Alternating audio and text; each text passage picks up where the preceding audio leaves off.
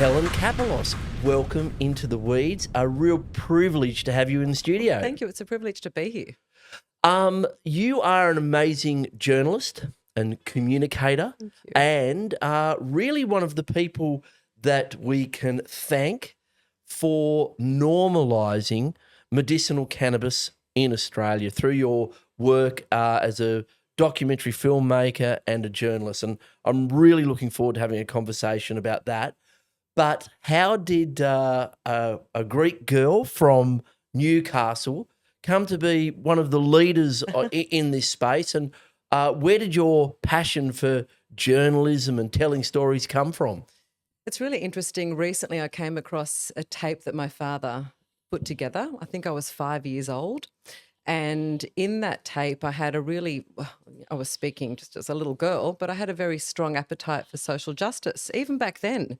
I was just telling someone that story yesterday. This is extraordinary, isn't it? So sometimes I think we're born with, with DNA that wants to champion causes, or perhaps we are exposed to, situations that we feel don't have or possess equanimity in society. And so it was something in me from a really young age. There were two things. I was curious and I loved to read a lot. And it was either going to be becoming a lawyer, which thankfully I didn't go down that path. Nothing against lawyers, but I'm really glad that I was able to be in a position where I helped bring truth to underrepresented voices. So I went down the path of journalism. Super hard, had to do lots of work experience. It was lots of perseverance to do it. I think being in Newcastle probably wasn't an advantage. Being from a culturally and linguistically diverse background wasn't an advantage either. I pursued that path. And so you pursued it, and so you're very tenacious, very curious. You broke out. You were doing ABC. That's in where Newcastle. I started. Yes. Yeah, ABC, SBS, and then you broke into television because you're well known. People would recognise your name and face from some of our premier journalistic platforms, Today, Tonight, A Current Affair. Oh gosh, don't mention Today, Tonight. No, I know. Don't mention the war. Don't mention the war. But you made it to the very top of Australian journalism. But you broke out of radio, sort of local stuff, into SBS, and then you went into television, which must have been like a bit of a challenge because there's a lot of pressure in TV, isn't there? It's not like you've got to present. You're literally out on like in the field on the scene. I was a really shy girl, and it definitely wasn't the path that I saw for myself. I always imagined that I'd be a print journalist. So even going into radio at the beginning, like that's where the cadetship started, it was an interesting start. It wasn't what I expected, but it was such an incredible medium. What I loved about radio is that you, especially with a platform like ABC, for me at that particular time, you were part of actively contributing to the shaping of a story. And so you were required throughout the day to collect multiple angles to really flesh out that story, to really chase, and I guess to use your word, be tenacious about pursuing all angles. And it just felt like such a well-rounded way to tell a story where ultimately you were empowering the listener or the viewer to make up their own mind about that issue. And I'm really glad that I started off in a broadcast medium that allowed me to look at the craft or the mastery of journalism that way. Alongside also some really ethical people at that particular time. Nick Talbot was my first boss. He was I don't know what he's doing these days, but it was just an extraordinary journo and someone we all wanted to emulate. And so having all of those wonderful figures around you is also really important, I think. But around TV, so interesting. I never expected to be on TV, never pursued it. And I always used to joke about being an accidental newsreader. So when I was approached to go on TV, it was Prime News at the beginning, and then I went to NBN News. But, I was really more of a producer/reporter. And so I can remember being so shy, I used to sort of cock my head to the side. And so a lot of my friends would joke about it in, downtown Newey and sort of laugh when they saw me. I moved my head like that and just so shy. I just really typically did not want to be on camera. But then over the course of time, I learnt to forget about the audience and just to really focus on the actual craft and what I was doing and what I was there, that I was there, again, representing truth or, chasing, the pursuit of those ideals and those goals. It's not easy. It's not for the faint-hearted. You really have to crawl under rocks to get the truth sometimes. So, the more I focus on that, the less self-conscious I became. And then the news reading thing was another huge shock because it was literally that story of somebody was sick one day and they said, "Hey, why don't you do this news bulletin?" And then the strangest thing happened when I got behind the desk and I did the newscast. I just connected with this imaginary audience, but it was just something extraordinary. I can't even explain. It was like being on another platform, another realm, where I really felt like, okay, this is home, and this is, I think this is what I'm here to be and to do. That's an amazing story because you look like a natural, but it's heartening to see. Like when I do these podcasts, I often get very nervous about it, and Really? yeah, Can't tell. Well, but if you start thinking about what the audience is seeing and all the rest, you can become very self-conscious, and it really shows. It really does show very quickly. But you were a natural at it. But you did have to tell you had to tell all the stories, and you had to tell them with integrity and honesty, multifaceted. The pros and cons and all the rest. But you had to tell some difficult stories, and you had to go to some very difficult situations. You covered some natural disasters like the Black Saturday fires. Yeah, that must have been really terrible. Like that was very because there's a confronting. tension. There's a tension there. You have to tell the story, and you have to approach people and situations which can be incredibly raw. So you have to do it with sort of sensitivity, but as well as you have to just do it anyway. That's true, because I think one of our early coaches in the media called it benign neglect, which doesn't mean that it's benign in that you're ignoring it, but you have to, for that moment, disassociate or detach yourself from the emotional anchor. Like you have to attach to the emotional anchor of the story, but then you also have to pull back in order to tell the story well, with truth, with grace, and with enough clarity of mind to communicate all angles of the story as you're seeing them unfold around you. Black Saturday was extraordinarily tough. So was the Christchurch earthquake. They're both situations where you're arriving often before first responders. And so you're actually seeing that trauma in front of you and unfold in front of you. You're seeing some really gruesome, aspects of humanity. And it's just, really tough. It can take, I've seen it actually really crush people, and you really need to do the work to get through those times, because you're just a human as well. And you're looking at absolute devastation and chaos around you, but then you have to have that presence of mind in order to tell the story well. Yeah, you must be resilient, and you do have to process. I was talking to Mark Morrie about this, a crime editor at the Telly, and he said he used to have to do like what was called the death knock. Yes. Knock and say, to I remember my first Oh death my knock. God. My first death knock was ABC Radio. It was a plane crash, and of course in Newcastle, everyone, so it was a very prominent family.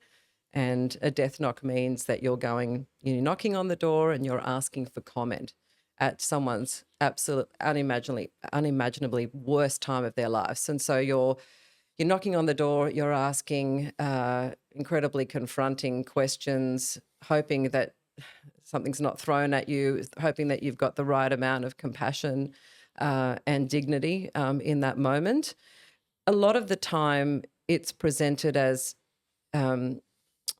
a legacy, I guess. So, when you're speaking to a grieving family, it's often an opportunity for them to talk about their loved ones in a way where, they're letting the audience get to know them, understand who they are and the impact that they've left. But, if you're in an aggressive commercial setting, like, say 9, 10, and 7, it's a bit more about getting there first, getting that little 3 or 4 second grab. See you later. We got there first. Bye-bye. So it's just confronting all round, because you have to do it in a way that so for me, I always dealt with them as long-term emotional relationships as well. So anytime I covered stories where we were around grieving families, I made sure that it wasn't something that was just, convenient and, where there was like the transparency was always there, that, you know, we would stay in contact with them, whatever they needed, because often for those families, they're going through a long court process, a grueling court process. So, you know, you can be an important aid and guide and comfort to them, as well as representing, you know, being the custodian of their story and representing that story well. And so it's a huge responsibility. Like that, you know, my first death knock, it took me a long time to get over that. You know, we knew some of the victims involved, and, you know, we were first on scene, we were granted the interviews. But I can remember over the course of time as well that some journos would, you know, literally fist pump and say, yay, we got, you know, the grabs from the grieving parents. And it was like, really? Like, can you not just stop and, you know, regard this with the empathy and always put yourself in someone else's shoes? So, Well, I think the proof of that, you know, you lived by those words and worked by those words was the work you did in the area of medical marijuana. And I use the term medical marijuana because I went back and had a look at the first news stories you did about it. It was all called medical marijuana. That's right. That's the journey we've been on. It was back then. It was like marijuana. Who knew? It's a medicine as well. And this is, you know, more than a decade ago. You start telling the stories about this emerging medicine, and particular, you know, where you went on a journey with the family was the Haslams and That's Dan's right. Law. Yeah. So you started reporting about medical marijuana that ultimately, I suppose, has been a rebrand, a reframe to medical cannabis. But the story emerges of the Haslams, Dan's Law, Dan Haslam, Lucy Haslam, in northwest New South Wales, a young man suffering with terminal cancer, and you have to put into practice your ethics as a journalist and as a human being of telling a story, building a relationship, and going on a journey with them. Tell us about that incredible journey to change the country, really, to legalise medicinal cannabis, to tell Dan's story. Tell us how it came about. Well, it's really interesting. I'll start with the nomenclature, because that, even my documentary title is called A Life of Its Own, The Truth Behind Medical Marijuana. And the reason I used that title is because at the start of the documentary, we unpack that title with you know, a couple of wonderful advocates as well, and leaders. And so it became medicinal cannabis as we went along. But it was interesting because that was also part of the stigmatized way that it was represented to society. It was really interesting, that story, because it was extraordinary, obviously life-changing for me. I can remember getting the call, oh yes, we've got a young man, he's based in Tamworth, he's using medical marijuana for his cancer but also chemotherapy. And it was, I guess, presented to me more as it's to treat his chemotherapy, not so much the cancer. Yeah, sure. So that was really interesting. So we went and met the Haslams, met beautiful Dan and Lucy. Tamworth is one of the most conservative places in Australia. It probably is. I mean, it's where Barnaby Joyce is the local member, votes like 70% National Party, and the Haslams weren't from sort of a hippie fringe community or something like. They were very representative of that. Of mainstream Australia, middle Australia. You're absolutely right. And Lou, of course, so Lou was Dan's father, or is Dan's father, and Lou had been the head of the New South Wales crime squad, or sorry, drug squad. So some years before that. So he obviously had like a predisposition to have, you know, beliefs or strident beliefs against the use. He'd been enforcing prohibition. He's as a profession. You put it much better than me. Yes. So, No. And so, I mean, with that backdrop as well, it's worth tuning into Dan for a second, because Dan also wasn't. He was, you know, in his early 20s when he was first diagnosed with bowel cancer. But he also wasn't, you know, a big smoker or, you know, drug taker. Certainly, you know, a little bit, you know, go down the pub, have a drink, you know, pretty moderate in his views too, and fairly conservative too. I think it was really confronting for him to actually try medicinal cannabis. And of course, Lucy was a well-respected community nurse, and they were well-known. They also had a store in the community, well-known, well-loved.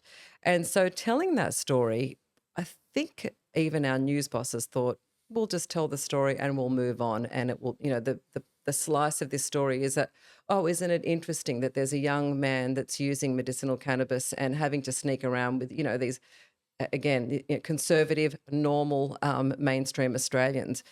What sat behind that story was extraordinary and incredibly revealing to everyone involved, from the cameraman, the lighting operator, the news editor, I think even the Haslams themselves, because as they told their story, as they unpacked the stigma that they were having to deal with sourcing illegal cannabis for their son, they were, because they were getting publicity, they were also being contacted by many, many families that were in the same position. Often those families had young children and were sourcing medicinal cannabis oil for intractable epilepsy or chronic conditions such as epilepsy. And so we started to realize, wait a minute, this story is just huge. And then so what we did is ran a phone poll, and we canvassed around 3 million Australians, and around 2.96 of them voted in favour of using medicinal cannabis. Amazing. Which, like, honestly, gobsmacking results. I think the news editors couldn't believe it. Now, I'd love to tell you the second part of the story was that we, yes, we went along and did the story, and they really realised its significance as a social policy. I'd love to tell you that story, but unfortunately it sort of went down the path of sensationalism, because as we profiled more people, so a young family that were using it for their young son and using the oil for his epilepsy, that family ended up being raided, and that was in Victoria. And so the bosses loved that story. They loved that it went down the sensational path. So I was quickly ordered to go down and confront the police commissioner, and it was just all a bit of nonsense, really. And it was missing the point. And I just thought, hang on, mid-40s, like, is this where it's all going to end? Is this how my career is going to end? I'm just sort of going to be caught up in this sensational, pile. But because what was happening with Dan was he was like, he had this terrible cancer, bowel cancer. Yes, we should get back to Dan because he was treating the cancer with oil as well. It was two-pronged. And he was smoking the cannabis as well. And titrating it. Yeah. And titrating it. Yeah. And he tells this really like sweet story about the first time he almost burnt his mustache. Yeah, like he's trying it for the first time. So he was really... And it was giving him an appetite, because the chemo was wiping out his appetite for 3 days, and that was killing him. So that's the thing. Yes. So you're absolutely right. So he not only went down the path of treating the side effects of the chemotherapy, so loss of appetite. I think that just that alone was extraordinary for his parents to watch, that he suddenly went from not eating, being stage 4 cancer diagnosis, to then being able to eat a hamburger or a big meal. Yeah, his dad says like steak and eggs like absolutely. that night. It was miraculous. Yeah, and it did appear and look like a miracle. And you can imagine that's really important in order to gain your strength. And so not only was that happening, but I think it also just sort of restored calm and equilibrium to him as well. So he was using the oil as well. That gave him hope, because he started to learn about the endocannabinoid system. He started to use CBD in conjunction with titrating the flower. And he was using, I'm pretty sure he was using the Volcano as well, which is a medical vape.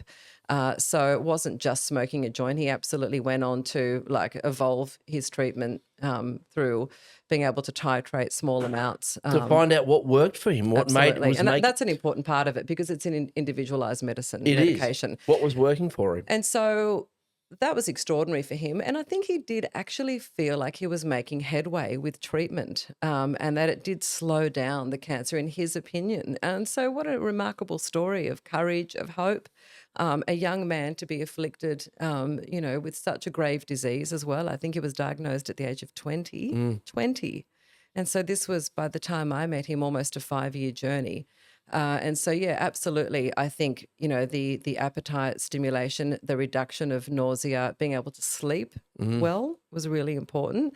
So all of those things required for health and well-being, I think it was a magic elixir for him. We're just learning how incredibly important good sleep is to people. Now that people have got all the watches that that record your sleep. We understand, the quality of deep sleep now, not and the risk of not having good sleep Yeah. is incredibly it's really impactful on your wellness. So you're telling Dan's story, and it gets picked up. It gets noticed by policymakers. It was like the Yes. breakthrough moment. It was They amazing. had a local member, Kevin Anderson from the National Party, again pick up the issue and start raising it in state parliament. There had been, others who'd intermittently picked it up as an issue, but never in this concerted way. Here's an example of people really going to the wall. Yeah. Because this is illegal, it's having a profound impact. Tell me it isn't so. And you just could the political class really couldn't do anything but agree to reform. Tell us about that. Well, it was obvious and evident from the beginning that it was people ahead of politics, and it was a people-driven issue. And Mike Baird, obviously, his support was invaluable and critical to the Haslam family. And in my experience, because I was based in Victoria at that particular time, it was a national role, but I was had my home base there, and so I approached Dan Andrews when he was in opposition because at that time uh, the opposite party wasn't buying it. So I approached him about the story and said, "I'm not sure if you're aware, but this is what the phone polls revealed. This is what's going on. Would you like to, enter the story? Would you like to make a comment?" He said respectfully, "No, I won't." And then I can remember really clearly having a conversation with him about one of the reasons I was incredulous about the outcomes, and what really drew me or compelled me about the story was I wish I'd known about something like this when my mother was dying of cancer, when she was having a really terrible reaction to opioids. And that struck a nerve with him because his father was really sick at that time as well. And so I just said to him, "Look, I'm just going to leave you with this. There's a family in Mernda. They're using it for their young son. I would just urge you to pay your own visit and make up your own mind." And to his credit, at that time, he did do that. And then they became really engrossed and involved in the story. And it was almost a, battle between the states, really, in terms of legislation. So I think that was good for the story and good for political progress, good for social policy progress, and good for, federal representation as well. So that was interesting to watch. Good on you, Helen, like a facilitator. It's funny how one little conversation. That's how things happen.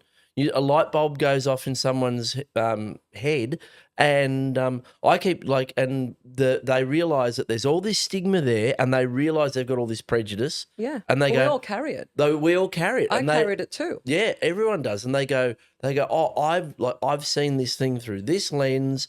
And it's a scotoma.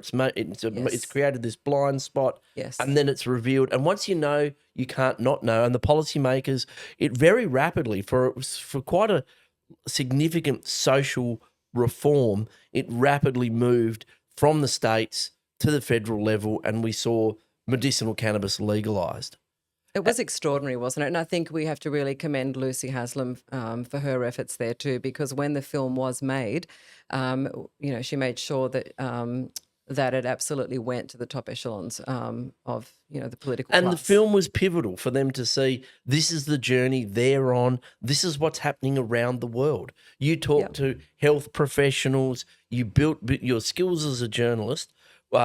Enabled you to build the entire picture, to talk to patients, to talk to the variety of patients, to talk to health professionals, to talk to lawmakers who were making that change. That documentary, which you can check out on Binge and Netflix and everywhere, it's really it's 10 years old, but it's still incredibly important. Really was a incredibly powerful tool of storytelling, advocacy, and like a rational, reasonable argument, wasn't it? And I'm going to give yourself a rap, because it's your story, but it really is. It really was the key moment. Well, I think for me it was a returning back to the why. Why am I here? What am I here to do? And I just realised in that moment that this role that I'm in right now, the story going the way that it's going, I'm just not representing the truth. And one of the key people was my sister, actually, because she's a scientist, and I was able to, through my research, come across some really interesting journals. Professor Meshulam at Hebrew University in Jerusalem, and a couple of other really important people, or incredibly important researchers around the world. And I was thinking, my goodness, there's hundreds and thousands of journal publications here that I wasn't even aware of. And so I asked her to sort of decode some of the main articles that I found. And what she relayed back to me, I think helped me discern, make more discerning decisions around what, where the story had to go. And so I represented that back to, or pitched that back to our news editors.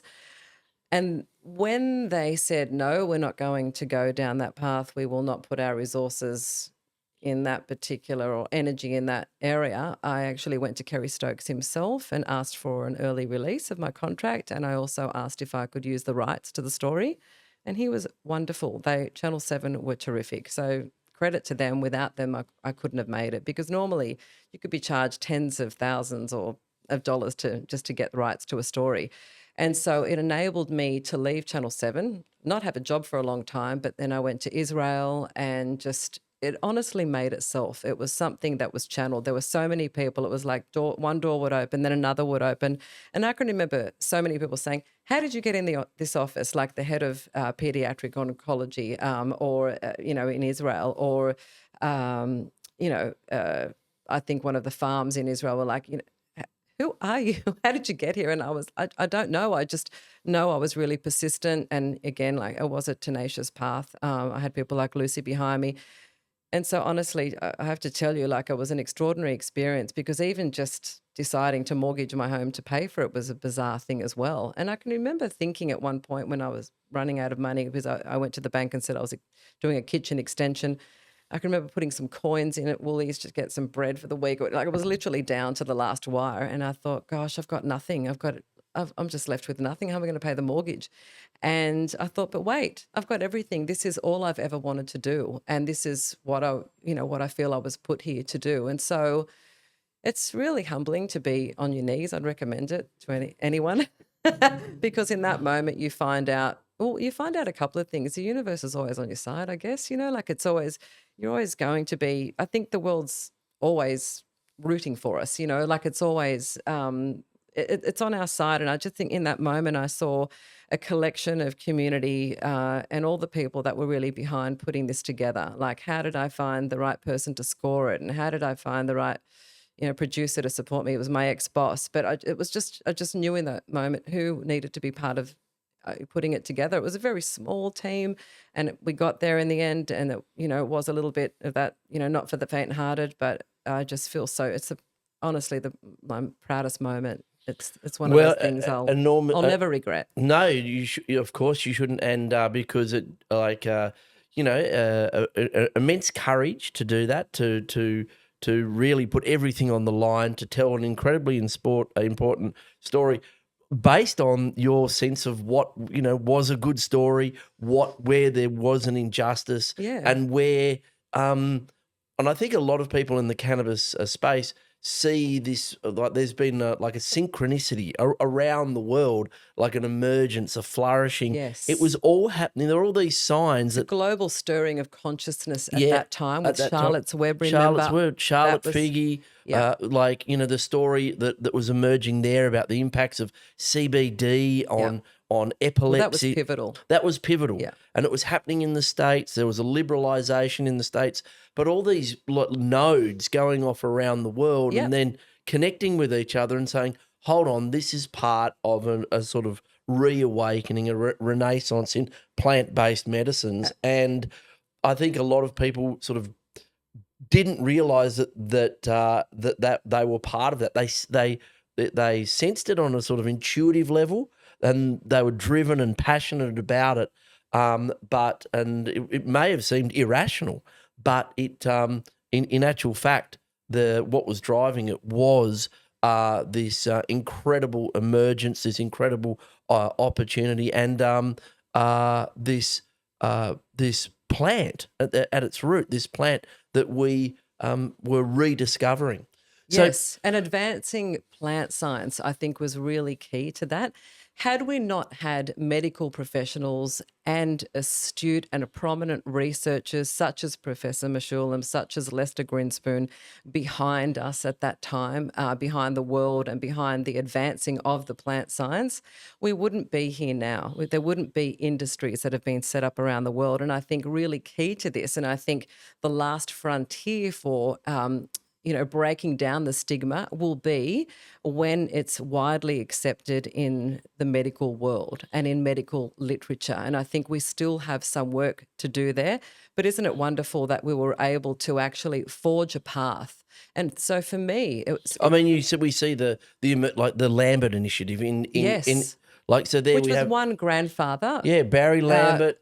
Supporting the science and saying, okay, great, well, if you can't fund it, I will actually fund it. I have the means to do that.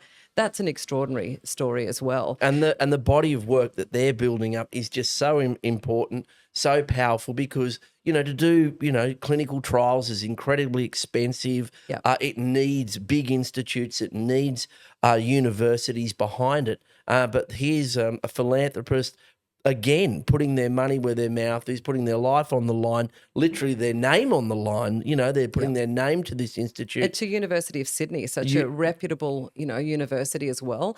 And we've got Ian McGregor coming on the podcast at the end of the week. Well, so he was right there, right from the beginning. I can tell you that amazing, right now. Amazing advocate. I think the other thing too that you just touched on was, I think when I decided to do this story, I did give all of the cameramen pretty clear instructions around how to film the plant.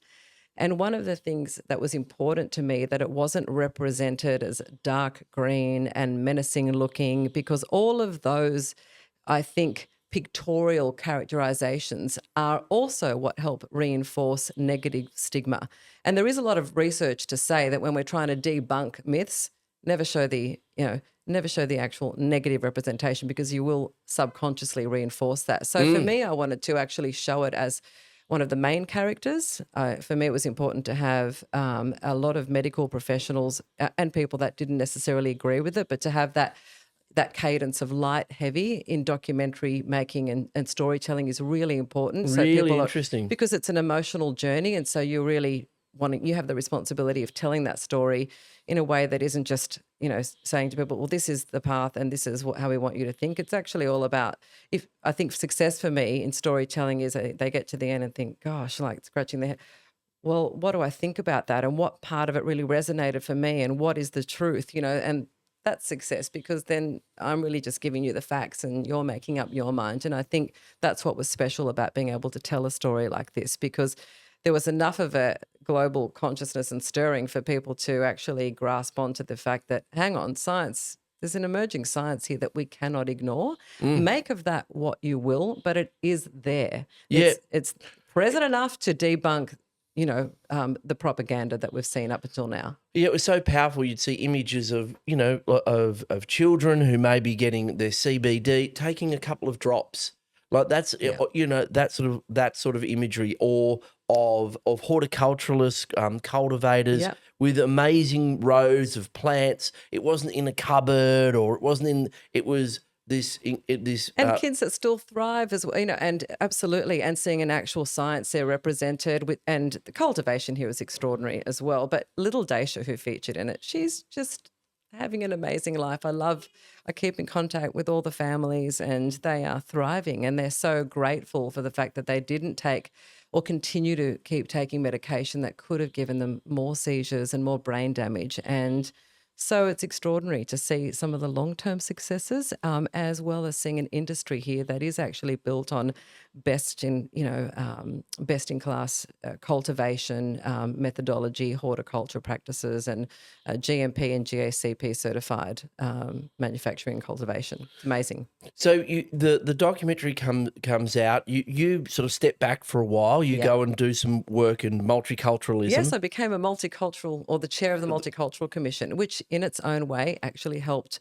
me re-enter this industry, because I had a 4-year term as the chair of the Multicultural Commission in Victoria, and interestingly, the way I feel that everything's interconnected anyway. So when I was sort of down on my knees, I can remember, again, needing this particular amount of money, what, $1,500 or something to pay the next mortgage payment.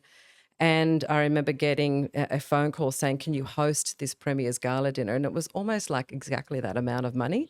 And so it was the cultural diversity dinner. I remember walking up the stairs about to do my intro, and I thought, I've got to speak truth to power. I have to talk about how I reconcile my Greek identity and my Australian identity. And I I'm no longer comfortable just sitting in this mediocre world or space anymore. And so I can remember sort of talking about it just honestly. And then apparently the multicultural minister said, why don't you get her to apply for the chair role? But I think, so that's how it was so weird, right? So as an MC. And so I went from that to actually helping build social policy. And, I'm still involved in that world and I love that world.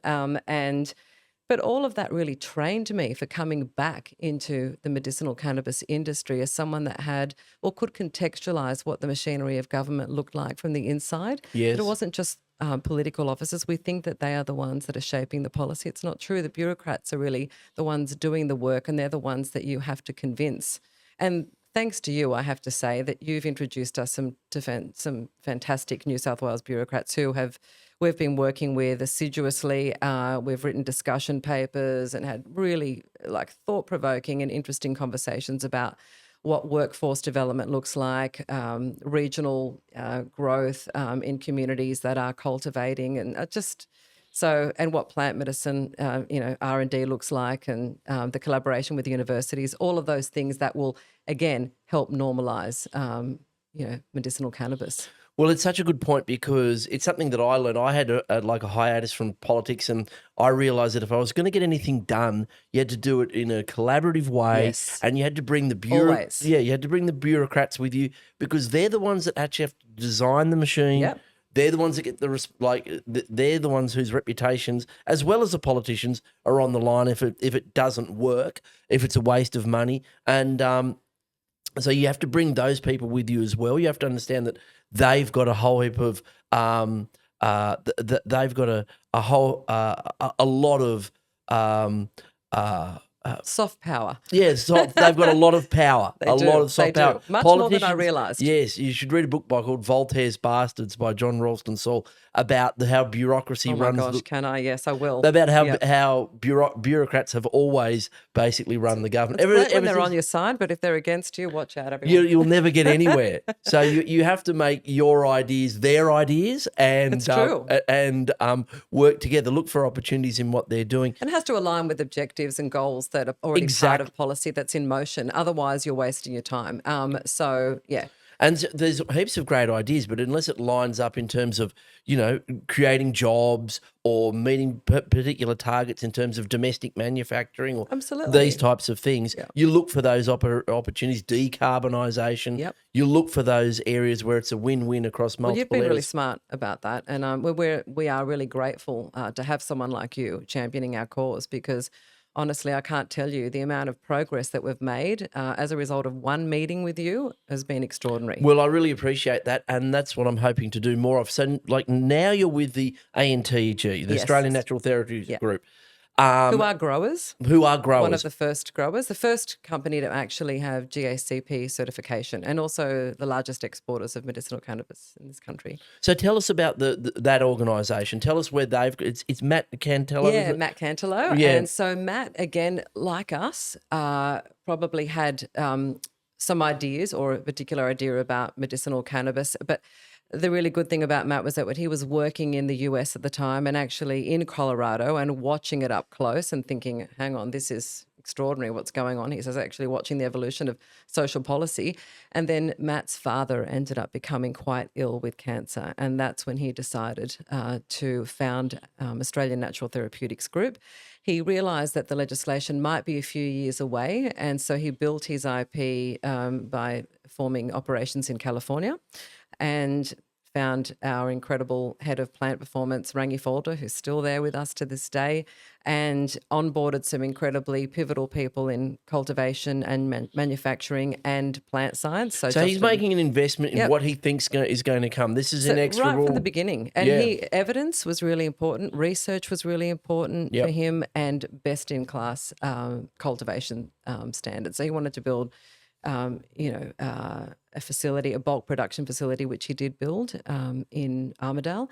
And we have one in Brisbane as well. He built that with the view in mind that, they would be advancing plant science, and that would be just as an important outcome as obviously, producing premium quality or premium grade medicinal cannabis. And isn't that amazing that, take my hat off to him for doing that. That Dan, who sadly did pass, his story was one of being the advocate, being the pioneer and his mother of being the pioneer in this space, really leading the charge in that area, the New England Tamworth area, and then just I never thought of that. Yeah, I didn't actually think of that because it's I guess I do because I'm in Armidale quite a bit and we drive to Tamworth. But it's interesting, isn't it? So just down the road. It's extraordinary, isn't it? How many jobs have been created? So there's 140 plus jobs at ANTG. We have a number of PhD students. We have master's students. They're working at University of Newcastle, is it? So we have done our early. So this is really interesting. The very first research project. So this was really in the early days when there was maybe 3 or 4 people employed there. Matt Cangelo met Matt Dunn, who's a cancer researcher at University of Newcastle. And he, tragically, Matt Dunn, his young daughter had passed away of a form of rare cancer. And so Matt Cangelo said to him, well, why don't you do a study with medicinal cannabis and CBD? We've actually had a lot of success with a high CBD strain called Eve, which is our first cultivar produced there by Rangi. And so they did this study, and Matt Dunn was an absolute non-believer and then became a believer because and I think they worked with the Lambert Institute as well at that time, and the research was really compelling. And we're still looking at that research. It was in vitro, but we're looking at that will probably evolve into human clinical trials in the next couple of years. So, yes, we worked with the University of Newcastle and then UNE as well, more as academic partners. We're doing an optimization study with them. And then we're also doing a randomized controlled trial with IBS and CBD, our ELAN. So we're one of the companies looking at attaining the registration. So so we see S3 over-the-counter CBD, hopefully entering society one day. Fantastic. It's amazing. So the facility gets up and going in Armidale. It's now, it's flourishing. It's employing people. There's no pushback in the community. No one saying, oh, my God, what's this thing here? No, you'd think that there would be. But we go out and do a lot of community talks. But no, it's absolutely been accepted. I mean, I think there's a lot of what are you doing? And so, you've got your job cut out for you. Like we do a lot of stakeholder engagement to various groups for this exact reason. Yeah. And what sort of economic environment are you operating in? There's been some, it's been reported, I think I read an article in the AFR, that ANTG's secured a pretty big contract to supply into Germany. That's right. The quality of the quality of our genetics, the quality of your growing means that you're now a major exporter to the emerging European market. Tell us about that. Well, it's a really amazing story, actually, because it was back in the early days, and Matt Cangelo tells it really well, and so does our COO, James Gaskell. They came across, they were in Germany, actually, at Berlin for one of the large conferences there, and they met, and there was a lot of talk about someone called David Henn, who was the CEO of Canna Medical. They had a meeting. There was a long line of people, lining up to meet David. He was a bit of a superstar, I think, at that particular time, and still is, I'm sure. But Matt and James had lunch with him, and apparently they all just could see that their values were aligned, that research and development and evidence-based research was really important, and advocacy So really holistic frameworks around medicinal cannabis itself and looking at, pretty conservative markets and not making it a or de facto recreational market. And so that contract was really incredibly important for ANTG. And so because of David, we were fitting out the Armidale facility as GMP, good manufacturing practice standards. David gave us really critically important advice that we needed to be GACP certified, Good Agricultural Collection Practice certification for the European market. So very stringent standards for that market. And really great early call by Matt Cantelo. So he fitted out with his own money. Also, the other thing about the University of Research, it was out of Matt's own pocket that he gave him the first $250,000 and said, here we go. So it was just amazing. So a lot of courage, I think, was required. And then that contract's been incredibly important to us. Rocky, which is named after Matt's father, which is our leading indica strain 30 plus. Amazing that we got something, an Australian flower that was bred at that potency is extraordinary in itself. But what ended up happening is that became the leading indica strain in Germany and known for its consistent supply, but consistency of quality. Really good terpene profile as well. And so all of those. And they're your genetics. Rocky That's is ANTG genetics. That's right. Amazing. Yeah. So amazing story. Yeah. Amazing story. I think it came from OG Kush. I have to ask Rangi about this. I think the initial genetics, were done, but we developed that. We picked the strain and the cultivar and then developed that. Yeah. One of the things that was being talked about at the Mardi Gras at Nimbin just the other week was the opportunities to use Australian genetics. That there's so many amazing Australian especially now, 7 or 8 years in, the primacy is there. Because we're always told right from the beginning it will take 7 or 8 years to establish that. And I just had a conversation with Rangi about this the other day and, just saying to him, you must be so proud of what you've produced in that time. So you're supplying international and domestic markets. That's right. Tell UK us about and New Zealand as well. Amazing. Oh, tell us about the operating environment. There's some people in the industry are saying that the especially our cultivators, our producers are really up against it a bit because of the massive amount of imports. What do you say to that?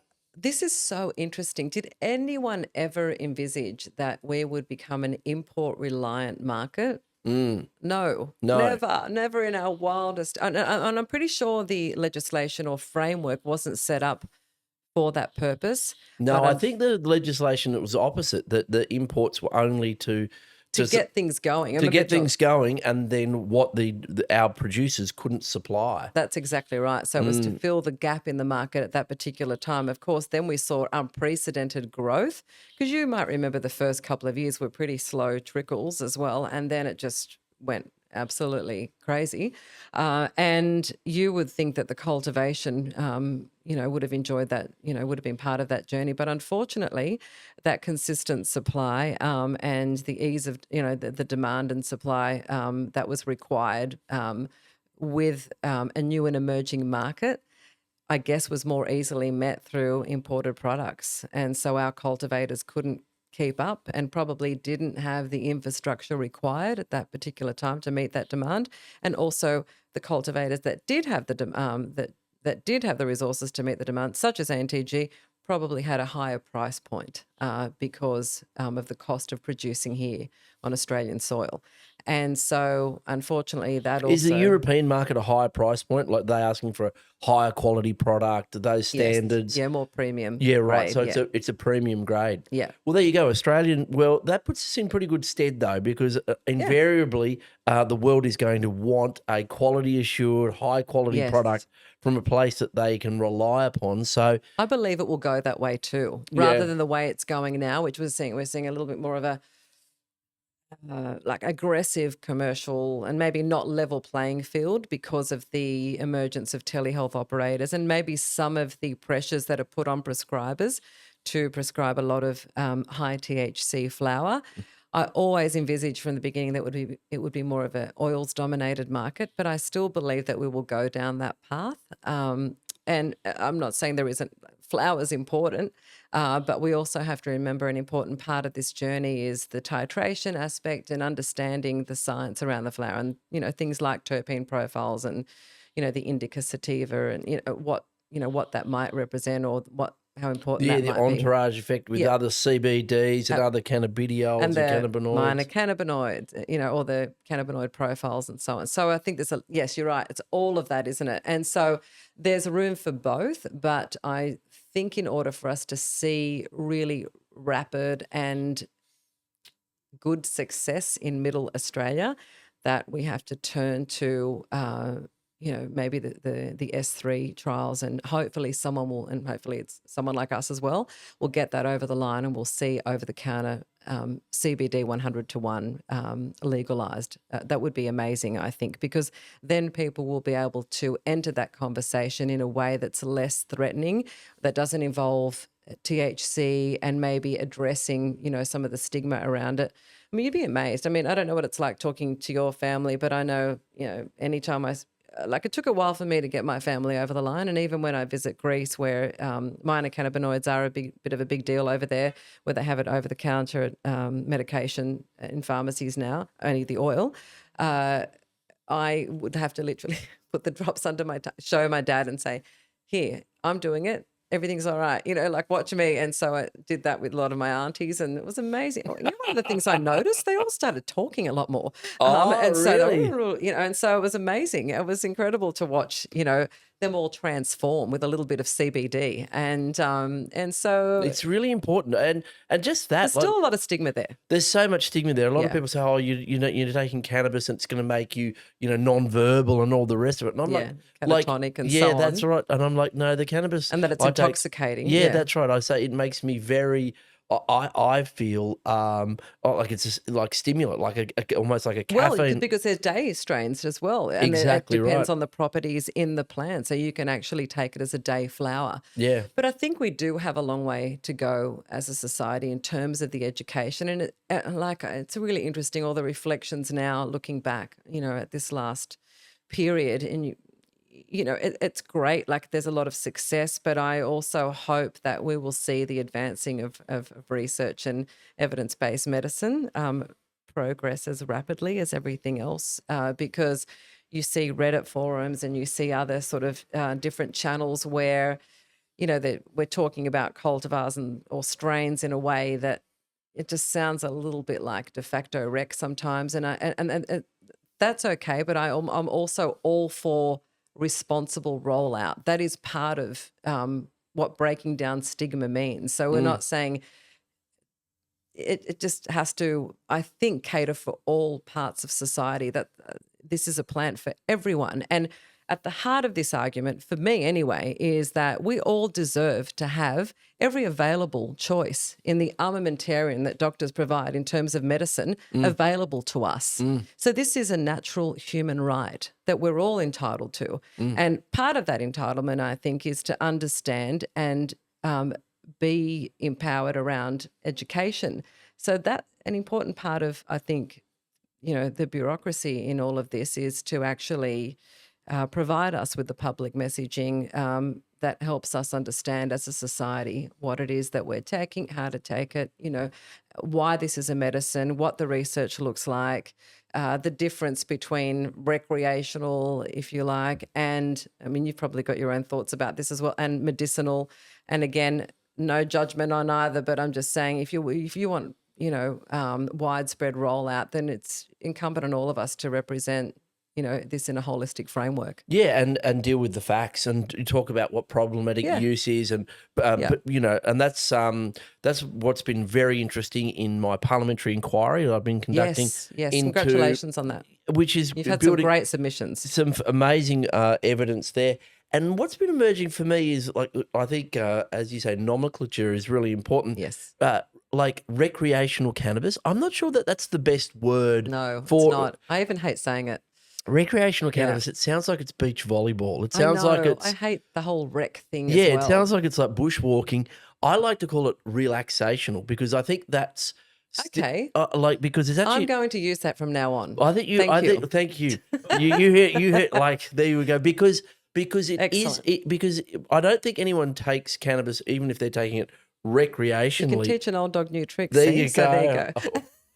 Well, you've taught me just a whole heap, and the the issue, I think, is people who are taking recreational cannabis are actually taking it for medicinal reasons That's right, as and well. they could be high functioning members of society. You know, Exactly. and we don't really know like what the percentages are in terms of when we talk about a de facto. I guess what I'm meaning by that is that some of the trends are concerning, and I do engage a lot with prescribers. Some of some of them feel as though they are caught up in contractual obligations, and they feel that even when I've had medicinal cannabis prescribed, I've thought it's confronting. First time I was prescribed flower, I don't really know what to do with this. I don't know how to use a medical vape, and I'm not sure if I'm comfortable with this. My mother died of lung cancer. Should I be smoking? My dad's got half a lung left, essentially. And so even that in itself required some really dedicated education from the practitioner. But you hear it from them as well. Some of them feel that, they have to prescribe a certain volume of products and a particular type of category of products. We shouldn't be caught up in that. No, and you can see the regulators will pay a lot of attention to that, the integrity of that system. Absolutely. And they are, which is great to see. Yeah. But they've got to clean up a lot of it. And, I guess some of the aggressive marketing tactics are the things that concern us as well, because if you look at the relaxational category, then you'd say that's being targeted, or a particular slice of that market's being targeted in a way that actually what it ends up doing is it's re-stigmatizing the whole thing again. So we're up against it a I've little seen bit. some of the products, especially in the edibles market, that are coming out, like, with like confectionery as well, and these types of things, and the packaging itself is concerning. Yeah, I go to a lot of dispensaries in California. You can buy edibles like with nerds, like with lollies on them, and which I think is just absolutely wrong way for this product, this medicine, this whole movement to go. And so I agree with you. We there don't are want to go some down that path. there are some. Have you ever been to any dispensaries? It's so fascinating going back and looking at the vault and then getting the dispensary owner to take you through what's moving and what isn't. And some of the dispensary owners are often proud of the more relaxational looking packaging, and you think, well, wait a minute, or why? the names, some of the names. The names, and again, it's reinforcing a particular way of consuming medicinal cannabis. And the whole point, like, there's a couple of things, it's like, I think the thing for me about, that dissolved any stigma in my mind was that, okay, wait, it's a medicine that actually has proper R&D behind it, and there's an evidence base there. We have an ECS, or we have something that responds directly to the receptors of the plant. So that's extraordinary. And then thirdly, what about titration? What about the fact that this is an individualized medication, and we can actually control our destiny with this? It's not, again, something that you think, we're going to have weed. Even, my 88-year-old dad, I don't want marijuana. And I'm like, Dad, to help me understand this, you smoke a pack of cigarettes a day. So help me get this in perspective. He probably has like and 3 you're really worried strong about black a little coffees. bit of oil underneath your exactly, and he does. And I'm like, do you not get that Couple this of glasses is of red because wine. what about what the doctor said? And I'm like, Dad, come on, like. So then I have to show him, that there are Greek doctors talking about this. Here, watch this video, but it's the irony. It never ceases to amaze me. So yeah. Well, incredible. It's funny. Like people forget that, but there was a lot of distrust of caffeine, like of coffee when it first came in. Really? Yeah. Like that it was. We all drank tea in Australia. Coffee was for Italians and Greeks. Like they're up in New Italy on the Pacific Highway. There's actually a museum there. And in that, they have a photo of the first cappuccino machine in Australia, 1950. And white middle-class Australians would stop by the highway and go, whoa, what's this? This Isn't that alchemy amazing? going on. And it took a long time for people to really turn on to coffee. They thought it was, for I guess it would have been very British here. For a cup of well, tea. a cup of tea. Yeah. Everyone had cups of tea. And then they probably had too many cups of coffee and felt unwell. So titration, education, Absolutely. reducing stigma. What about the future? Where are we going to go, Helen? What do you see? What's your instinct? You've got a great gut instinct for these things. What do you think the future holds? I believe that there will be a correction of sorts. I think the regulators are really doing a marvelous job. I think we still need to lobby state governments and the federal government to help them reframe the problem, I guess. So what I mean by that is the social policy scaffolding that is around medicinal cannabis, so that we can turn more towards domestic cultivation, ethical operators who I think should be rewarded, and I think some of the more rapacious characters that we have should absolutely not be allowed to continue in the way that they have been. So we need to put some tighter controls around that and identify ways that can be done that will serve the entire industry. So a heavier focus on R&D, I think, and funding and infrastructure support for cultivation and manufacturing. I mean, it's extraordinary. We are some of the best growers in the world. We could be building this industry from the ground up and own our entire supply chain. And in fact, I've had a conversation with the Prime Minister about this directly, and he gets it on all those levels. He loves all of the aspects of this. So total supply chain. And remember, right after COVID, we were all having that conversation. We've forgotten about it now, but back then it was top of mind for all of us. And then the other part is healthcare reform as well. So even just look at one tiny bit of it, which would be reducing opiate mismanagement in the elderly. That could be like one tiny bit of like healthcare reform that would change Getting outcomes. medicinal cannabis on the PBS. That is exactly what we need. That is, and so our first conversation with the health minister, I think he was actually unaware that it wasn't on the PBS, and so. Again, I think it might be for veterans. Is it for veterans, Pete? For certain conditions, yeah, I think it may right. be. Yeah. So I think the future is reform, policy reform, turning our focus back towards how we support local cultivation and manufacturing. Incredibly important. Tighter controls on import, and I think we've got to stop handing out so many licenses, for goodness sake. I mean, do we need 1,500 plus brands of medicinal cannabis in this country? I don't get that. I mean, and there's a lot of people who've got cultivation licenses that never ever don't use them, don't use them, and so I think that's concerning too. That there has been some minimum requirements. Yeah, yes. That's exactly right. And we don't end up with sort of pump and dump exercises as well. And I also see a critical thing that I think will happen in the next couple of years, which will be the S3 registration. And I think once that occurs, we will start having a very different conversation and reframing the conversation. Once again, it'll be like the second zeitgeist, I think, of medicinal cannabis, and I can't wait for that to occur. Well, it's a complex area of public policy. It's a complex area of, as you say, framing in terms of how we talk about this amazing plant, the medicine, how we talk about ourselves, our own community, our own physiological needs, and we are well served by having someone like you, Helen. Thank you so much. And doing right the work. Back at you. Yeah, no, it's really important. You've been amazing. Honestly, what you've done, even for ANTG, and for other cultivators in New South Wales has been extraordinary. Well, allowing us to have a seat at the table has been really important for us. So thank you. With the hemp industry and where it sort of moves over into medicine, but also our medicinal cannabis cultivators, I think there's an incredible opportunity. People don't really understand that Australia's best horticultural products, be they like Fuji apples or flowers, they all end up in Singapore and Tokyo. Yeah, we don't want that to happen with medicinal cannabis. No, that's exactly right. But more power to ANTG exporting to Europe, to be exporting there. They have very, very high standards. Absolutely. So the thresholds we've set here put us in good stead. It's a really exciting area to be working in, and I'm determined to make sure that we have a flowering medicinal cannabis industry in Australia. Thank you very much for coming into the week. Thanks for having me, and thanks for all the incredible work that you do. It's been a real pleasure. No, the pleasure's mine. Thank you very much, Helen. Thank you, Jeremy.